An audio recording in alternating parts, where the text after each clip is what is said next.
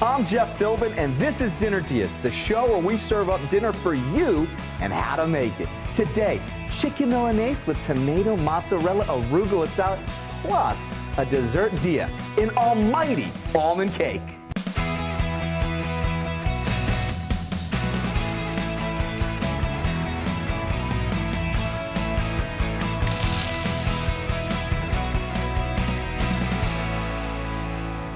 If you eat food most every day, then this is the show for you, especially if you like delicious food, because today we're joined with my friend, Chef Butter himself, everybody, Michael Butter, the executive chef of the award-winning Tampa restaurant chain. My friend, this is a dream come true for like actually cooking together. We've done a lot of different events together before, but not like this being side by side. I'm stoked. What are we making today? Well, we're doing a dessert first, right? So we're going to do a almond cake. Okay. Right? It's a cake that, listen, I'm no pastry chef, all right? So I like to make things that I can have come out. Okay. So this is a very safe, easy cake to make. It's a kind of like a 1, 2, 3. It's almond flour. It's gluten-free. Nice. Yeah. Okay. What's the first step then? Well, what we have here is we have some almond paste and some sugar mixed up. Okay. This here is something that you can buy in the store. Now this could be found at just a normal grocery store? Publix. Publix has Publix has it. I'm sure all the other grocers have it. And it's in the baking section. It is kind of in a weird spot at Publix, but listen, it's accessible. It's accessible, and it's in this little small little package. 8 ounces. This is 8 ounces of that with a little bit of sugar that I've chopped up and blitzed together. Okay, because it doesn't come like that then. No, it comes in a vacuum sealed block. Okay. Yes. So you got to break that down a little bit. Kind of like a cookie dough. Almost like a cookie. Okay. Yeah, almost like a cookie dough. Okay. So first we would add this. All right. Perfect. Now, like, could you do this by hand, or would it take forever to do? It would take forever to do. You can even make it in a food processor if you like. Okay, okay. Perfect. Yep, so we get that going on, and then we're gonna add some sugar. Now that's just white granulated sugar? White granulated sugar. Okay. We also have some almond extract. Okay. Yep, also available in the store. This is already starting to be a very almondy dish. This is very almondy, right? So then we want to let this mix for a little bit. We're breaking up the rest of the almond paste because you don't want to have it too clumpy, otherwise you'll have a nice clump of almond paste in the batter of the cake. And that makes sense because you were saying that you were using a little bit of sugar to get that almond paste to where you needed to be to kind of like sandpaper. Sandpaper, okay. Yeah, to break it all up. Okay. And then we're going to add 8 eggs. 8 eggs, man. Like this is like are we like feeding the army, or are we feeding like Rocky on his training? Like 8 eggs. We'll cut this into 8 slices, so it's only 1 egg per slice. Okay, so it's an egg per slice. All right, cool. That mix. Okay. I'm sure 8 eggs is like gotta shock a lot of people. I mean, like that might seem intimidating, but it works. Okay. Yep. For Chef Michael's recipe for not only this almond cake, but also the chicken Milanese that we'll be making later, just go to dinnerdeas.com, get your phone out, scan the QR code, and have this on your table tonight.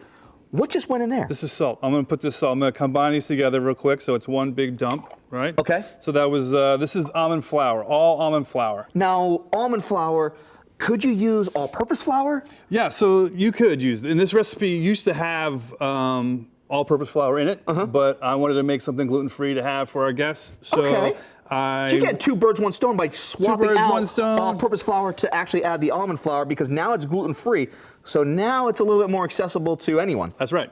So, and that's why I did it. So it took a little time to, see how much flour, replacement flour, because they're definitely not the same. So a little trial and error, but does it taste the same and comparable, or because it's almond flour and because we're already playing with a lot of almond to begin with, it just heightened it? You wait till we have this, because you're going to be surprised. Like I've gotten a huge response of how good this cake is. People have asked me for the recipe, and like I said, I'm not a baker. So I kind of just stumbled upon this. I want, at Chenna, we kind of do things simply sometimes. And for me, not being a pastry chef, I had to have a dessert that I could get out and serve. So this is just a nice almond cake. It's typical in Italian families to have almond cake. Okay. Almonds are like a staple in really Italian sweets, it sounds like, too. Yeah. No, I mean, you use them all over. I love it. And the smells are fantastic. I Yep. mean, it just kind of already invites you in. Like, you just had that feeling that... It's like a warm, Yankee candle, right? It's almond flavored. Exactly. All right. Now, So we're getting this to combine right now. That's pretty quick to put that piece all together. Oh, yeah. Now... There we go. I see the baking sheet. Like, what... All right, so the liner here. That's right. So what we have here is, so we're going to line a pan, Jeff. Okay. So why don't you go ahead and trace me out that liner? I could do that, because like literally, I kind of do a lot of tracing with Holden at the house when he was a little younger, so I could do that part. All right, so all you're just doing is just taking just that whole ring here. And here's the other piece that people are going to go crazy. There is some butter in this cake. So what we already had on the stove here. I mean, I would be expecting it, my friend. Okay. You know what they say about butter, right? Everything tastes better with butter, right? That's so here exactly we go. it. So now, salted, unsalted butter. Unsalted butter. Yeah. Unsalted butter. Restaurants use all unsalted butter. Okay. Don't let anybody fool you. So that was 8 ounces of melted butter. Now, let me ask you this. As I start to cut along what I just traced, and like, I stayed in the lines. I'm staying in the lines here. Okay. Yeah. If I didn't do this, though, would it just stick to the pan, or is there something else? You could, typically you could use a little pan spray. Okay. Right, that would help, and maybe a little slight dusting of flour. Okay. But I use a liner, and I have them on hand. So, all right, so this is done. Nice. See, you're already done. I'm still cutting You're away over here. fiddle-faddling around. I'm still like playing with the scissors, trying to still go through it all, bring it around, follow my lines. No running. Yeah, exactly. I can't run with the scissors. I'm not gonna turn this in. This is still like, literally what I'm telling Holden to do, because he's still trying to do that part too, where he's like running around with stuff, and I'm like, no, man, you can't do that. Listen, I have trouble tracing. All right, so this is coming along here. Oh, so then we're just gonna give this the moment of truth. Oh, a perfect circle. look at you. Oh, look at that. You can do it. Look at that. We only need one. Okay. You cut two. I had extras. Yep. And we're just gonna go for the base here. Do we need to kind of? Nope. All right. We're good. Mission accomplished. All right, so then we're gonna dump. Look at that. So this is kind of like a batter, right? So this is a nice, easy batter. Very simple, accessible ingredients.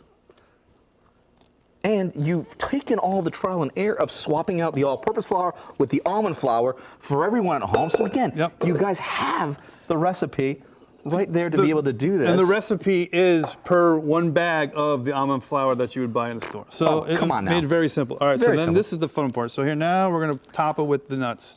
These are just some slivered almonds. You can use sliced almonds. You can use chopped almonds. Why do you like to use the slivered almonds versus, say, a sliced almond? I think once this cake is baked, and it's easier just to cut through these almonds here. Honestly, it's really all it is.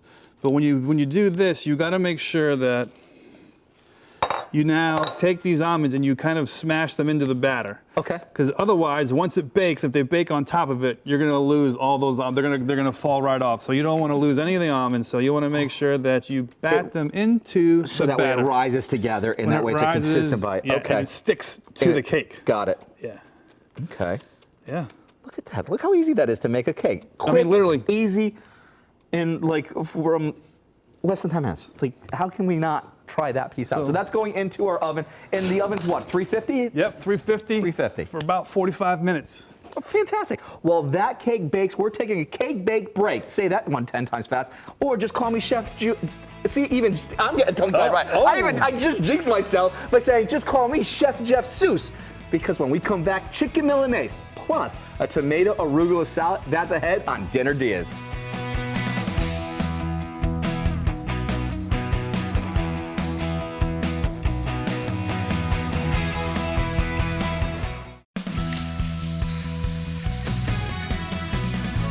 Welcome back to Dinner DeeAs, where it's always dinner time, which means a healthy serving of a great idea for what you could make for the fam tonight.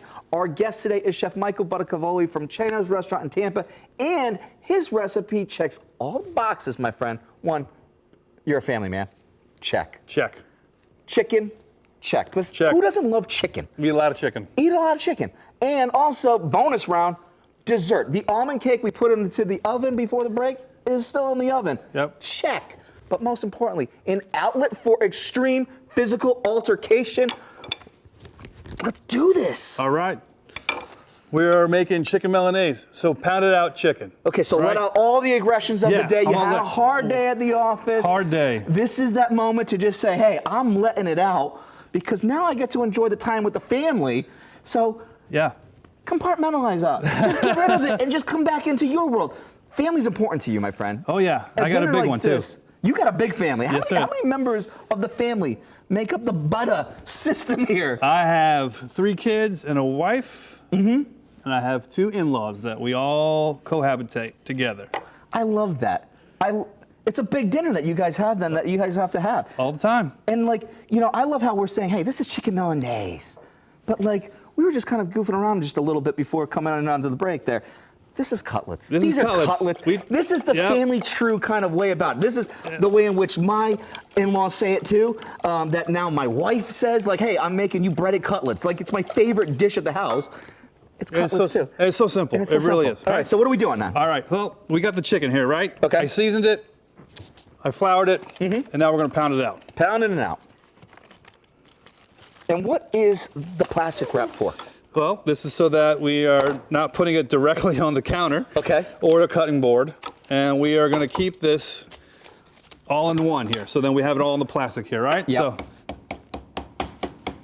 rolling pin. We have a nice rolling pin here. See, and that Everybody's got a nice rolling pin usually, right? That's it. Or we could use a pan, right? Or they make mallets for pounding But there's something that is like kind of rustic because this, I can imagine like, you know, Nona coming out with like her like rolling pin and just being like, all right, I'm going for it. Right, that, or if you're misbehaving, Nona's gonna chase you around the house. Yes, exactly. All right, so the key is here is that, you know, how thick or how thin you want to make this thing, right? So you want to get it thin and not have it too thick, because ideally you could saute this in the pan all in one and not have to put it into the oven, right? So that's where you want to get this to. So I'm gonna get this a little bit more. How do you know when it's ready though? Like what is it that in terms of the size right now that we're looking? Because we started like about with a portion about yay big, and now taking that, it's now almost doubled in size. Yeah, again, this is no matter how big you cut the initial piece, you want to get it to a nice thin consistency, but not too thin, because you don't want to have once it's breaded, you don't want to have just breading, right? Yeah. So yeah. All right, let's watch that pan. Okay, I'll take this off a little bit here. We'll regulate that heat here for you. Yep. So here we have what I think now is perfect for going back into the flour. Yeah, and I do love the fact that the plastic wrap, because I always, and I'm sure many at home, they get the weebie-jeebies a little bit with chicken sometimes. Everybody does, because right? it's just that. The gloves are on for that reason. The plastic wrap is there, so that way you create that barrier.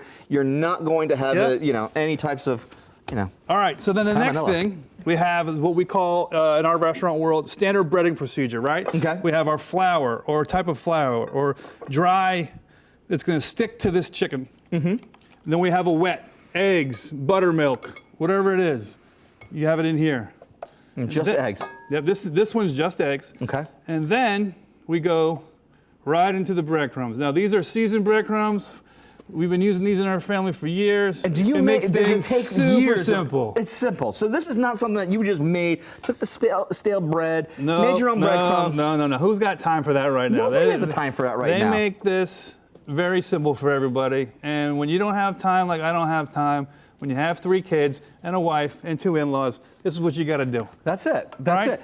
For Chef Michael's recipe for his chicken Milanese and the almond cake we have in the oven, just go to our website, dinnerdeas.com. That QR code is in the corner of the screen. Get the phone out. It's going to take you right there. And we just put that into a hot hot pan, right? Now we're sauteing, right? Okay. So we got this on slow. You don't want it smoking, right? You want that? So why don't you want to get to that one? Nice. It's my time to shine. This. I get to let out the aggressions of the day.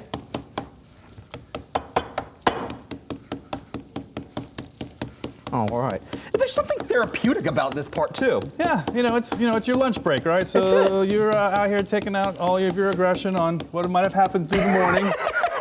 This is that moment of just being, all right, hey, it kind of gets you into that mood for dinner. It really does. It really does. Love it. Now, what are your thoughts here, man? Am I getting to that point where I think you're getting close. Yeah, it looks All pretty good.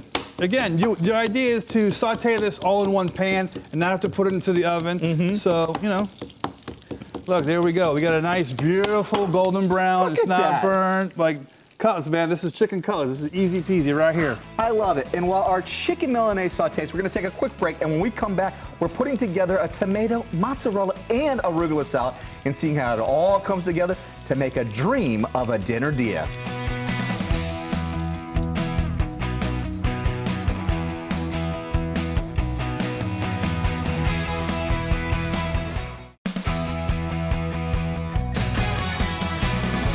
Welcome back to Dinner Diaz. Ideas for dinner direct to you every day. Today we're joined by Chef Butter, otherwise known as my friend Michael Buttacavoli. He's the executive chef of the award-winning restaurant Cena in Tampa, and today he's treating us to a trio of tasty triumphs. First, he made his almond cake because what's a good dinner without a great dessert? Then our centerpiece of a chicken Milanese, and now the topping of it all. This beautiful salad of tomato, arugula, mozzarella. It looks beautiful. It looks inviting.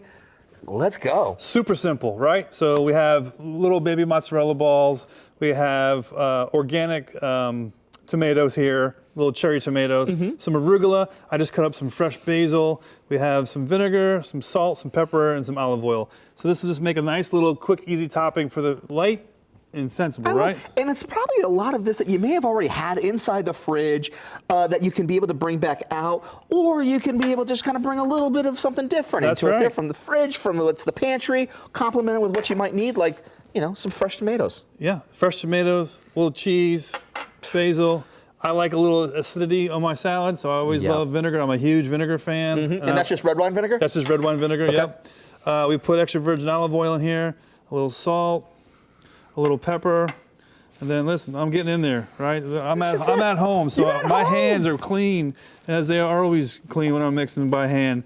So here, so what I like to do is take some of the salad. See, it's like that little bit of just love that's going on to that plate. It's like, hey, it's from my heart, through my hands, to the plate, to you at home. That's what I love about a dish like this. That's right. This is simple. If you want to spread gracing your dinner table tonight, we've shown you how to do it. All you need now is the list of the ingredients, and you can find it at our website, dinnerdiaz.com, where you can also rewatch this show or any of our shows. Just scan the QR code in the corner of your screen. And look at that. And, you know, as I say, man, a good dinner does need a good dessert. The family's kind of got a sweet tooth sometimes. I'm sure yours does, mine does. Let's see how the cake's doing. All right, let's check it out. All right. Now, this went into a 350-degree oven. That's right. How long would this take in the oven? So this is about 40 to 50 minutes. Okay, so depending on the oven. Right, yep. Okay, so about that, 45 to 50 minutes. Yep. How do we see if it's done? Well, you're going to see it would be a little jiggly. A little wiggle, right? A little wiggle. Jiggle, a little wiggle, okay. You don't want it to be complete wiggle. You want a little wiggle, and then it's going to finish up when you pull it out. Okay. So very technical of how we kind of get to that point. Well, a little bit, right? So if you get to you pull this all the way out and it's clean, it's done. It's done. Right? All right. Let's see what's going on here. Oh, look at that. Well, yeah, a little tiny piece for me, huh? A little sliver of a cake. That's only one egg. Yeah, it's one. That's the one egg. We got to make sure we got the 8 eggs all into 8 slices for that one. Look at that come together. Oh, that looks. This is still hot and moist, so. That's beautiful. That's beautiful. I can't wait, man. We got dinner, we got dessert. We're going to take a quick little break because Chef Butter and I are going to get the forks ready for the vital part of the show, the moment you've all been waiting. It's taste test time, when we make sure this is a dinner idea worthy of being a dinner dia.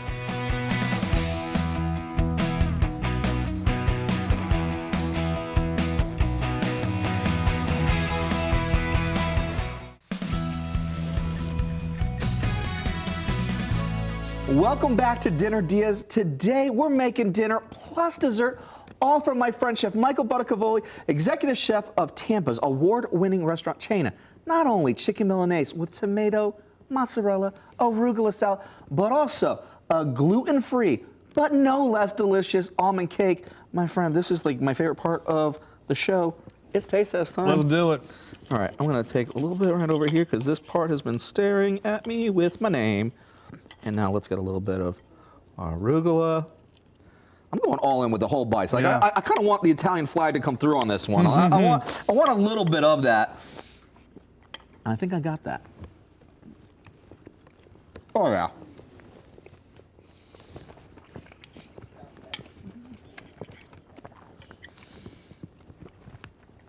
There's something beautiful about simple ingredients that you can bring together an incredible dish. Right? Let's see what's going on with dessert. Dude, come on now. It's warm. It's warm, not just in temperature, but in heart. Hits all the right feels. And that's what food can be able to do. Yep. This comes through in a dish like this, and I absolutely thank you so much for being here today. Yeah, man, it's my been pleasure. absolutely so much fun. So thank you again to my friend, Chef Michael Buttacavoli. When he's not cooking for a family of 7, whoa there, he can be cooking for you over at Chena in Tampa. Go check him out. Check out the new restaurant too, Yep. right next door. You want to be able to do that. To get his recipes for all of this tonight, scan that QR code, takes you to our website, dinnerdeas.com. And while you're there, let us know if you're making any of these dishes for your dinner, just like Rachel did. She's watching in Feather Sound. Hi, Rachel. Thank you so much. You tried out Chef Eric McHugh's chorizo meatballs, which you said were a hit. I'm stoked that you did that, and thank you very much for watching. I'm Jeff Philbin. See you next time with more Dinner Diaz.